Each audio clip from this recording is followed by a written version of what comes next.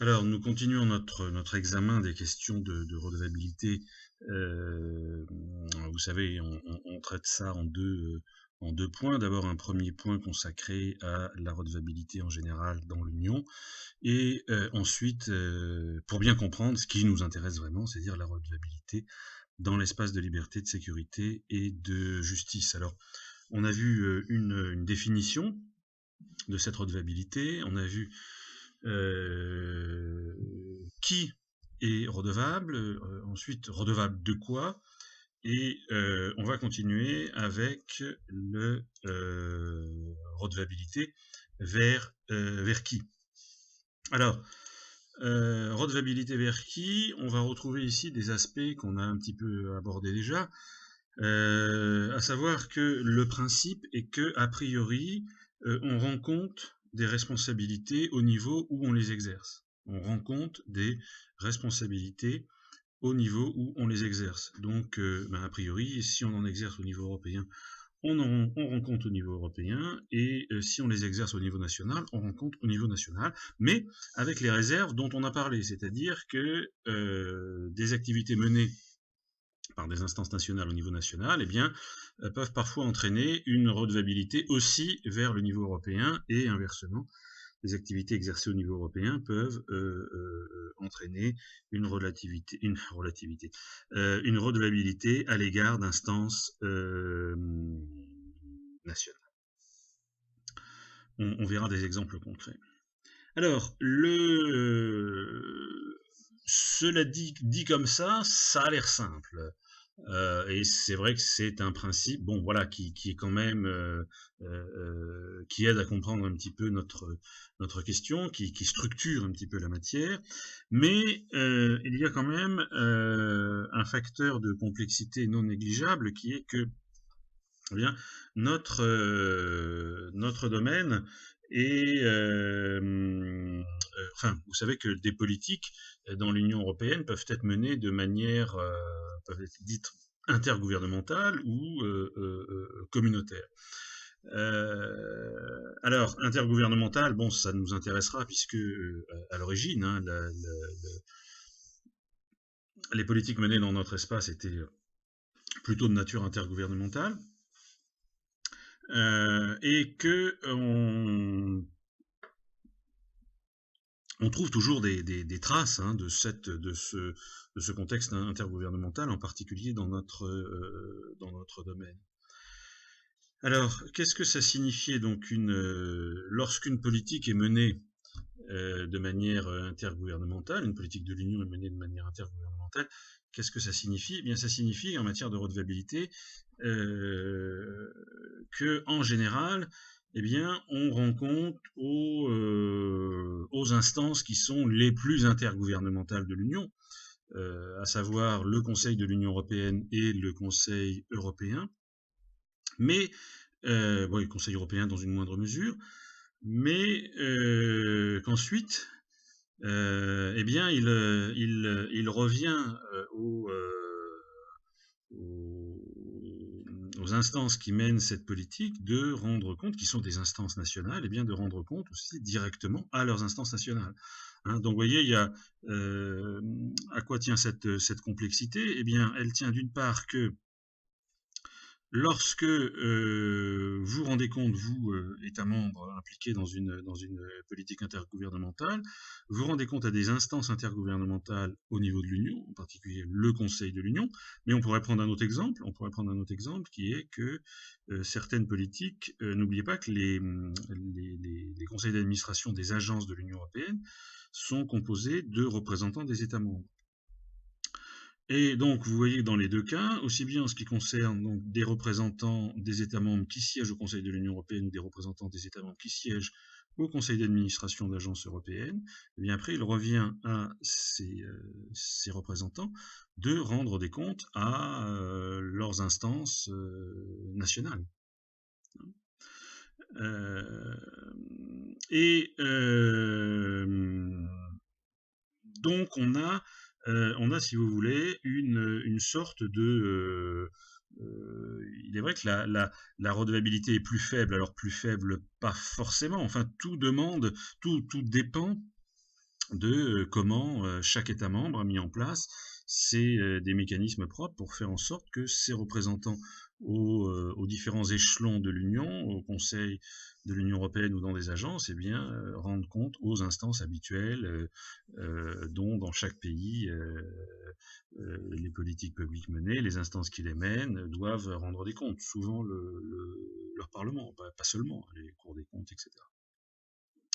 Alors, donc, en tout cas, si dans un contexte intergouvernemental, la redevabilité est plus complexe, cette complexité, la raison de cette complexité, c'est elle est éclatée, hein, c'est-à-dire que, eh bien, en fin de compte, c'est en fonction de chacune des procédures de redevabilité mises en place par chaque État membre que celle-ci va être assurée en fin de compte. Hein. Alors, bon, on le verra, mais ce qui a pu poser un problème, bon, sur lequel je reviendrai, je vais pas commencer à en parler ici, j'aborderai ça tout à l'heure.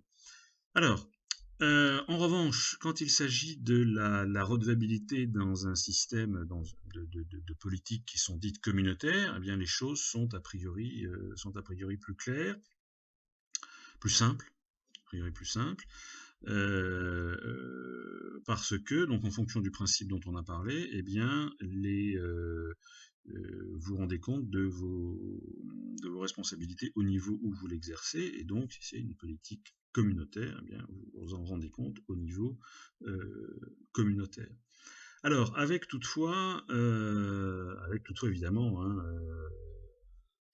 quelques particularités, même quelques difficultés. De quoi s'agit-il? Eh bien, la première, je vous l'ai dit, en fin de chaîne de redevabilité, l'instance ultime de redevabilité, c'est l'instance qui est détentrice de la légitimité démocratique de l'ensemble du système, les parlements. Comme vous le savez, dans l'Union européenne, le Parlement est double.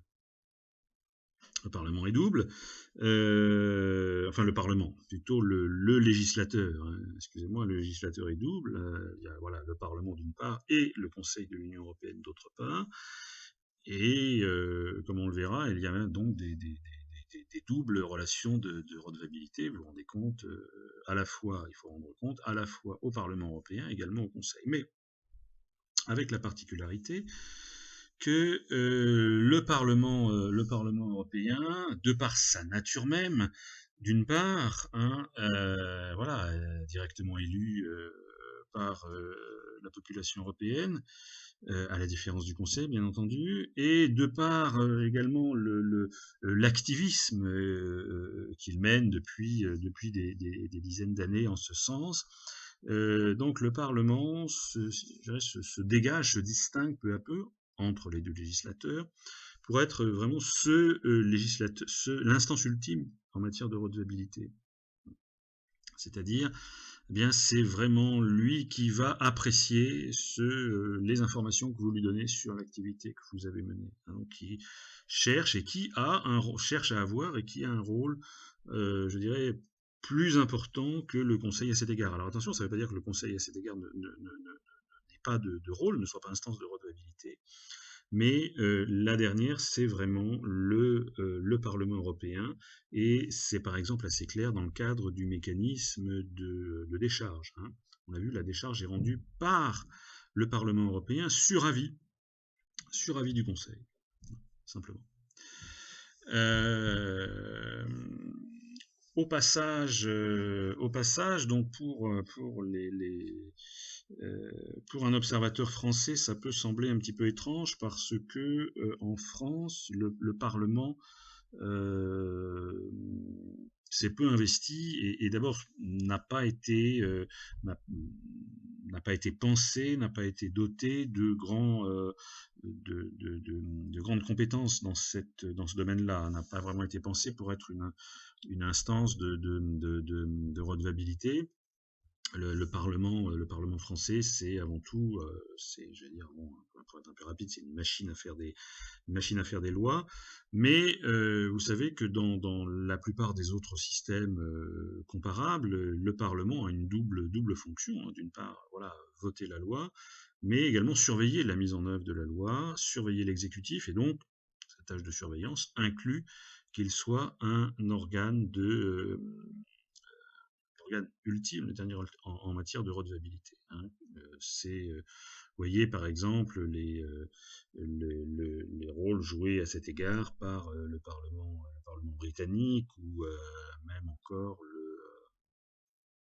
les deux chambres aux États-Unis, hein, qui disposent d'une véritable administration justement pour traiter les informations qui leur parviennent quant à les comptes rendus des différentes autorités administratives qui disposent d'un pouvoir de compétences d'exécution. Donc en France, c'est un petit peu différent, mais c'est quelque chose dont cette approche en termes de redevabilité du travail parlementaire est très développée. Alors en France, ça se développe un petit peu récemment, en particulier depuis la révision constitutionnelle de 2008, mais c'est quand même un effort de long terme, hein. La plupart du temps parlementaire est surtout consacré à la discussion, au vote des lois. Et ce qu'il faut bien comprendre, c'est que le Parlement européen, lui, au contraire, s'est beaucoup investi dans cette fonction d'instance de redevabilité, d'instance de contrôle démocratique ultime. Donc avec le rôle en particulier via le rôle de ces différentes commissions parlementaires. Donc voilà, donc la redevabilité dans politique contexte qui interviendrait dans un contexte communautaire, ça serait à l'égard donc du législateur européen, et plus particulièrement du Parlement européen. Mais je vous avais dit qu'il y avait deux particularités dans la redevabilité au niveau communautaire. La première qu'on vient de voir, c'est que le législateur est double. La seconde, c'est que la Commission apparaît souvent également comme une instance une institution de l'Union à laquelle il faut rendre des comptes également. Alors, pourquoi ça? Donc, notez bien que là, on retrouve un petit peu, du point de vue de redevabilité, la double fonction de la Commission, qui est d'une part, eh bien, elle doit rendre compte, hein, dans le système institutionnel de l'Union, elle doit rendre compte de ses activités en particulier devant les législateurs et plus particulièrement devant le Parlement européen, mais également d'autres instances doivent rendre compte devant elle. Alors, comment expliquer ça? C'est assez simple, hein. Donc c'est entre autres compétences, la Commission a une compétence d'exécution de certaines politiques, plus ou moins selon les politiques, hein, donc compétence d'exécution des politiques de l'Union, ou de surveillance de cette exécution, de l'exécution des politiques par les États membres. Et eh bien, souvent, la Commission, alors j'emploie ici délègue, hein, avec je l'emploie de manière juridique, hein, pour décrire très largement le phénomène. Je ne vais pas rentrer dans l'analyse de la délégation des compétences de la Commission à d'autres organes, mais peut déléguer donc une partie de ses fonctions d'exécution à d'autres, non pas à d'autres institutions de l'Union, mais à ce que les traités appellent les organes, en particulier les organismes, à savoir les agences de l'Union. Hein, et donc, eh bien évidemment, quand des fonctions, des compétences vous ont été attribuées sur délégation, hein, j'emploie toujours de manière ici juridique, eh bien, en général, voilà, la logique du système de la délégation fait que vous rendez compte de l'utilisation que vous avez faite de la délégation à qui vous a délégué les compétences. Donc c'est pour ça qu'on trouve que la Commission est à la fois organe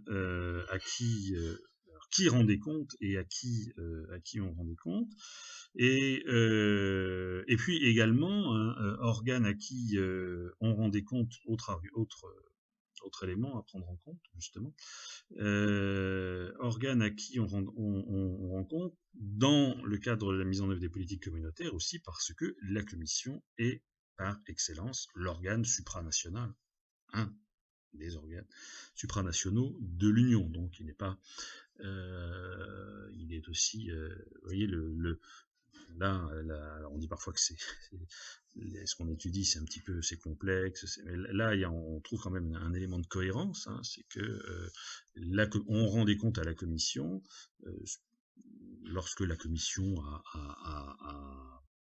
délègue une partie de ses activités à des agences, ou que la Commission est institutionnellement chargée de surveiller l'exécution de certaines politiques aux États membres. Eh bien d'abord, les États membres vont rendre compte de la Commission, et après, il y aura dans la chaîne, il y aura un compte rendu également aux législateurs et au Parlement, et aussi parce que, eh bien, la Commission est donc un des organes principaux, une des principales institutions de l'Union, de nature supranationale. Alors, pour terminer sur les questions de redevabilité dans un contexte communautaire, j'ajouterai juste que, donc, a priori, hein, en fonction du principe général, c'est-à-dire on rend compte des responsabilités au niveau où on les exerce, donc lorsqu'on met en œuvre une politique communautaire, eh bien, on rend compte aux instances communautaires, mais je vous l'ai dit également, hein, il peut que il arrive également qu'on doive rendre compte à des instances nationales. Pour ce qui nous intéresse ici, on peut rendre compte, hein, des instances nationales chargées de la mise en œuvre d'une politique communautaire peuvent rendre compte, parfois doivent rendre compte également à des parlements nationaux. On le verra, c'est toutes les réformes qui ont eu lieu, par exemple la réforme d'Europol, hein, Europol doit rendre des comptes au Parlement européen et aux parlements nationaux, selon un mécanisme combiné. Alors pourquoi est-ce que les parlements nationaux apparaissent un petit peu sur la scène, puisqu'il s'agit de l'exemple d'Europol, donc c'est une agence européenne, donc qui met en œuvre des politiques européennes, donc on est dans un contexte communautaire, dans un but principalement de renforcer la légitimité démocratique des politiques qui sont menées. On va chercher les appuis en matière de légitimité démocratique là où ils sont, donc en premier lieu le Parlement européen, mais aussi on va chercher du côté des parlements nationaux. Alors, cela dit, maintenant, donc, on a vu qui devait rendre des comptes sur quoi, rendre des comptes ensuite à qui. Donc, vous voyez,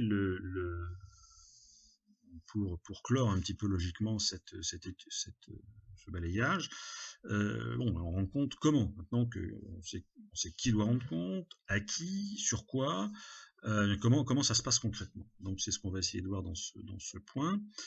Alors, rappelez-vous ce que je vous ai dit en ce qui concerne la définition de la redevabilité. Un des éléments de définition, c'est du transfert d'informations.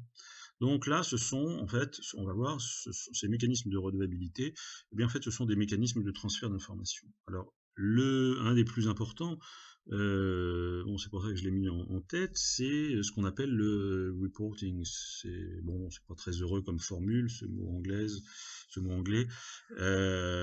mais enfin vous voyez ce que ça recouvre, c'est-à-dire tous les rapports d'activité, c'est l'ensemble des rapports d'activité que les instances qui sont redevables doivent transmettre aux instances de redevabilité.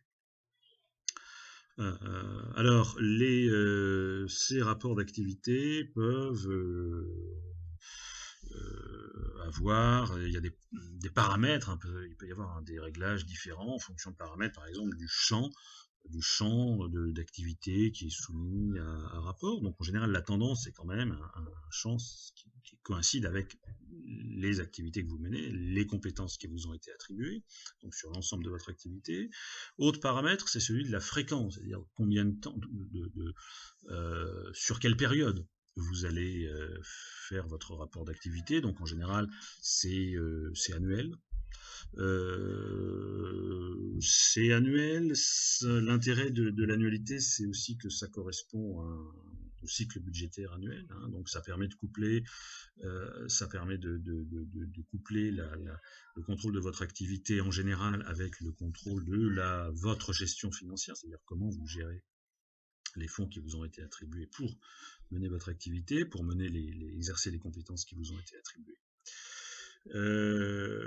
Bon, on verra que il y a de plus en plus on est dans une tendance où les obligations de reporting augmentent et qu'on n'attend pas toujours le rapport annuel, hein. Certaines activités, on demande maintenant, on le verra dans le cas de l'espace de liberté, de sécurité et de justice, hein, presque parfois de l'information en direct, de l'information en direct sur les activités que vous menez. On verra ça.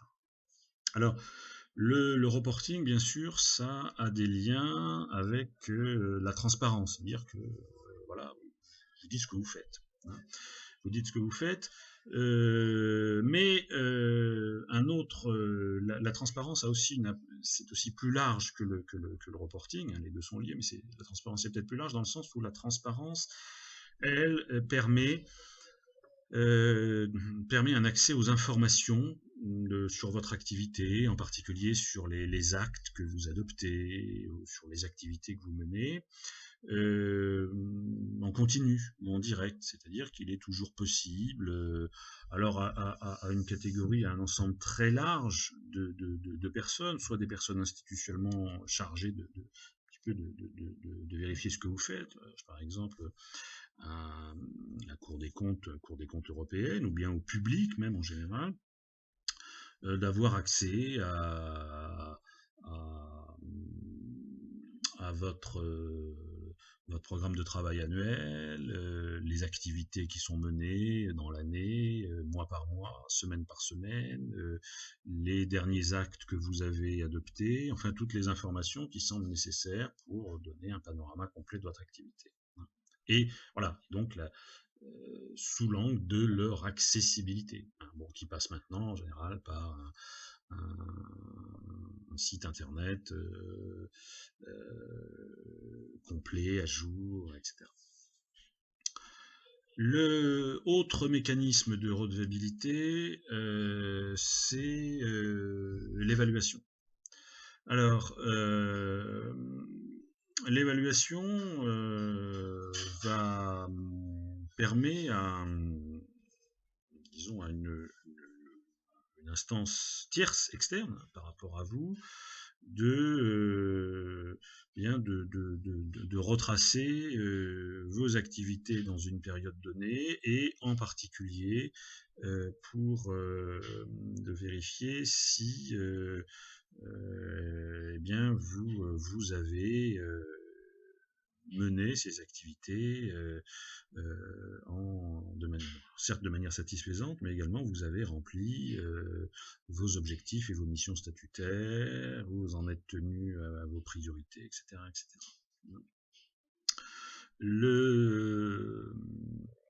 Ce qui se pose en matière d'évaluation, les évaluations, hein, en général, ce sont des fréquences qui sont plus étendues dans le temps, c'est souvent tous les 5 ans, avec parfois des évaluations intermédiaires, parfois tous les 7 ans. Pourquoi les 7 ans? Parce que vous savez que les cadres financiers pluriannuels de l'Union européenne durent 7 ans. Hein. On a vu dans le thème précédent sur les financements des politiques de l'espace de liberté, de sécurité et de justice, hein, ce sont des fonds, par exemple le fonds asile migration, sont des fonds septennaux, donc là on a une évaluation à la fin, mais en général aussi on a une évaluation intermédiaire.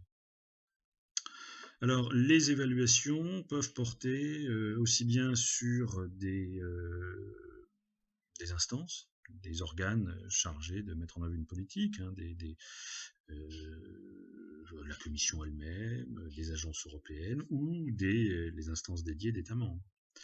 Mais elles peuvent également porter sur des politiques. Donc agir de manière plus. Alors c'est plus difficile à faire.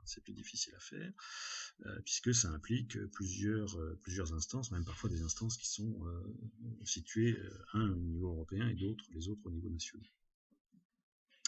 Alors autre élément important en matière d'évaluation, c'est les conséquences qui vont être tirées de ces évaluations. Est-ce que il va falloir vous réorganiser, mettre à jour certaines pratiques en matière de mise en œuvre, en matière de gestion, etc. Qui prendra ces décisions? Bref, le but ici, c'est pas de faire un point sur l'évaluation des institutions, des agences ou des administrations des États membres, c'est de voir que c'est un mécanisme de redevabilité parmi d'autres. Pourquoi? Parce qu'il correspond à il remplit la condition dont on a parlé, qui est celle du transfert d'informations. C'est-à-dire, vous allez donner les informations à l'instance publique ou privée qui va réaliser cette évaluation. Autre mécanisme, de redevabilité, ce sont les auditions. Ce sont les auditions dans le sens où les responsables d'institutions ou d'agences ou d'administrations des États membres vont devoir sont appelés en général par les instances ultimes en matière de redevabilité, donc les législateurs. Alors certes le Conseil de l'Union européenne, et parfois le Parlement européen, donc à s'exprimer, à s'expliquer plus exactement devant le Conseil de l'Union ou le Parlement ou des commissions parlementaires spécialisées. Alors l'avantage de l'audition, c'est qu'on peut vous poser des questions sur des choses que vous n'avez pas dit dans votre discours de présentation, ou qui ne figurent pas, ou qui ne sont pas claires dans votre rapport. Et c'est là que donc c'est toujours un exercice, assez délicat, c'est demanding pour les représentants par exemple de la commission ou les responsables d'agences, les directeurs d'agences, de se prêter à cet exercice devant l'instance compétente. Alors j'ai indiqué également la redevabilité, les nominations comme mécanisme de redevabilité. Alors de quoi s'agit-il? Là c'est un petit peu différent, mais on s'inscrit un petit peu quand même toujours dans la logique dont on parle, qui est de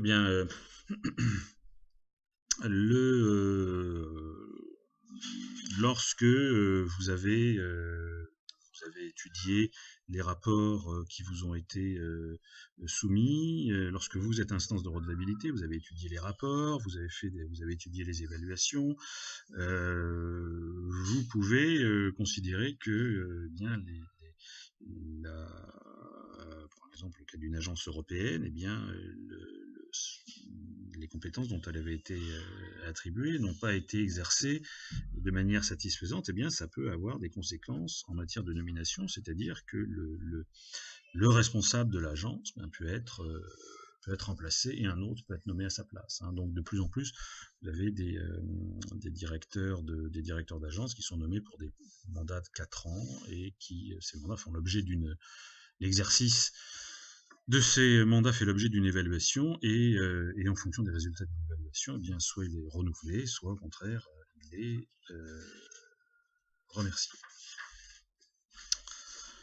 Alors, donc on va dire la redevabilité, ça a l'air d'être super, c'est quelque chose qui un petit peu qui part à la chasse de toutes les activités menées.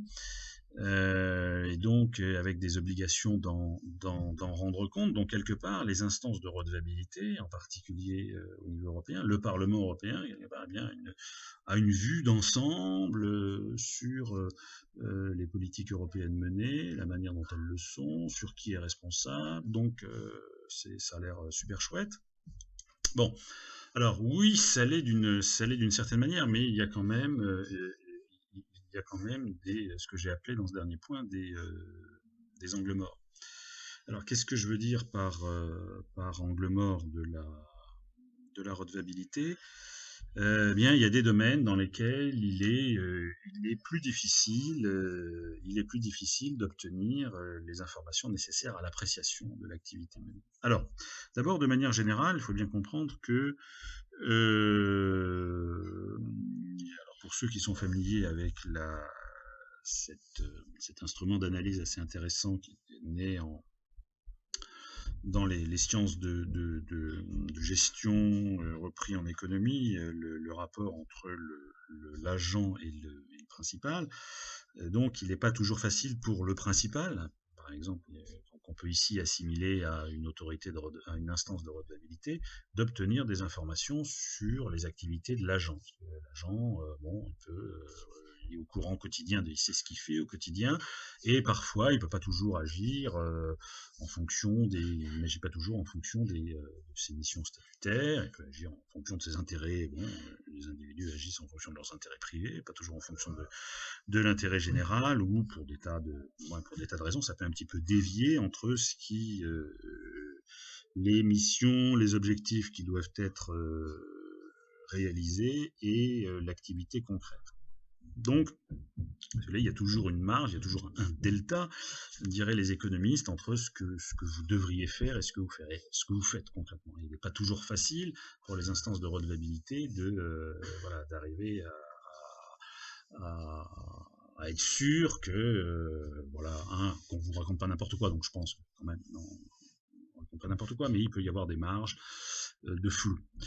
Ça c'est une chose, c'est commun à l'ensemble des politiques,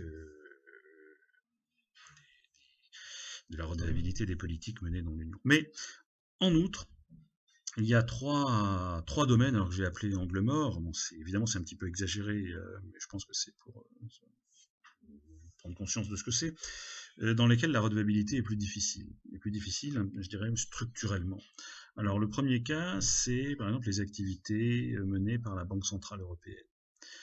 Alors pourquoi est-ce que c'est un petit peu délicat? Eh bien parce que là on se retrouve dans une configuration qui est que la Banque Centrale Européenne est une autorité indépendante à qui a été confiée une politique, même plusieurs politiques. Vous savez rapidement la politique monétaire d'une part et la politique de surveillance bancaire, la surveillance prudentielle pour aller vite.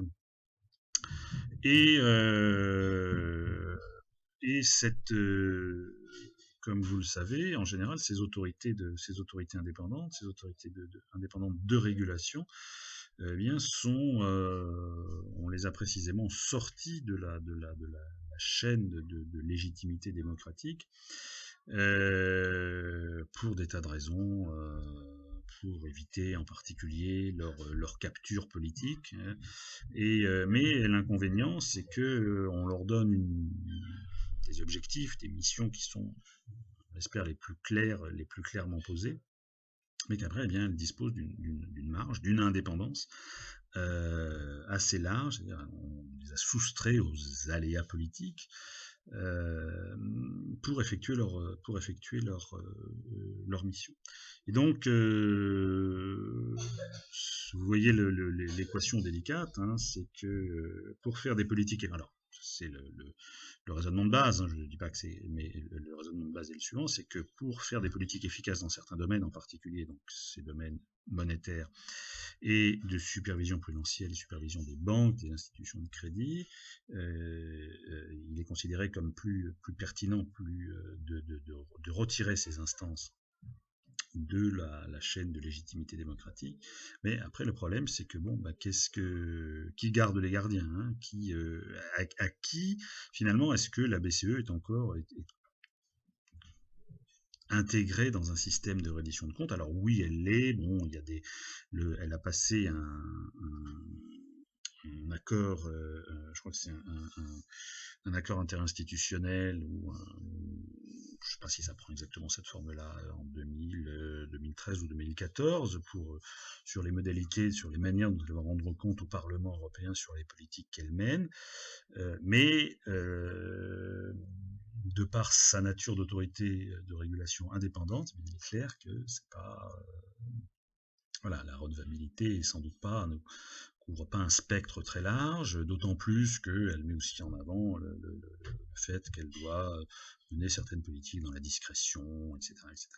Donc là, donc BCE, à qui doit-elle rendre compte? Donc rendre compte, bon, ça c'est assez simple, toujours aux instances de redevabilité, en particulier de nature législative, mais de quoi doit-elle rendre compte, jusqu'où, voilà, ça c'est plus flou. Même chose, on retrouve un petit peu le même schéma, mais sur des bases, pour des raisons différentes, en ce qui concerne l'eurozone. L'eurozone, qui regroupe les États membres qui ont pour monnaie l'euro, et cette eurozone s'est matérialisée par la mise en place d'organes informels, plus ou moins, enfin avec un petit peu formalisé mais pas beaucoup, par exemple l'Eurogroupe, qui regroupe les ministres des pays qui ont l'euro comme monnaie commune. Et bien là aussi, si vous voulez, le problème, c'est que si vous créez ce genre d'organe informel et que vous lui attribuez des pouvoirs, quand même des pouvoirs décisionnels, alors c'est un petit peu plus compliqué que ça, mais si c'est informel, ça a priori pas été prévu dans les traités, et donc derrière les mécanismes de redevabilité se raccrochent mal. Hein. Donc là encore, il y a sans doute une zone d'ombre. Pas rentrer dans les détails, hein, c'est pas le but de ce cours, mais pour vous aider à voilà, comprendre un petit peu les fonctionnements concrets de la redevabilité. Et puis le troisième domaine, qui est un des angles morts. Alors là, évidemment, j'exagère volontairement, mais il y a un petit peu de ça, qui est notre domaine, qui est l'espace de liberté, de sécurité et de justice. Pourquoi Eh bien parce que d'abord, ce domaine est marqué, il y a encore des traces de son héritage intergouvernemental. Hein. Et quand vous dites donc politique intergouvernementale, en matière de redevabilité, eh bien c'est une redevabilité beaucoup plus éclatée, pas nécessairement à destination des organes supranationaux de l'Union, que sont la Commission d'une part et le Parlement européen d'autre part. Ensuite, parce que dans l'espace de liberté, de sécurité et de justice, les politiques menées sont des politiques menées au niveau européen d'une part, au niveau national et au niveau transnational. Je reviendrai là-dessus, mais au niveau transnational, rappelez-vous, bon, par exemple, quand vous faites un signalement dans le SIS, eh bien, il y a un État membre qui fait le signalement, et quelque part, tous les autres, a priori, doivent l'exécuter. Enfin, doivent veiller à vérifier que les signalements qui arrivent les concernent ou pas, et si ça les concerne, ils doivent en tirer les conséquences. Donc là, oui, en matière de redevabilité, on dit, bon, d'un côté, il y a donc vraiment dans un contexte transnational, c'est-à-dire, bon, avec des questions complexes qui apparaissent et qui rendent cette redevabilité encore plus délicate. Et dernier élément, hein, c'est qui fait que un petit peu là encore c'est sans doute plus difficile que dans d'autres domaines de rendre compte des politiques menées au niveau de l'espace de liberté, de sécurité et de justice, c'est que c'est la complexité de ce domaine, c'est-à-dire qu'il y a plusieurs politiques parallèles sur des bases légales différentes, certaines communautaires, d'autres intergouvernementales.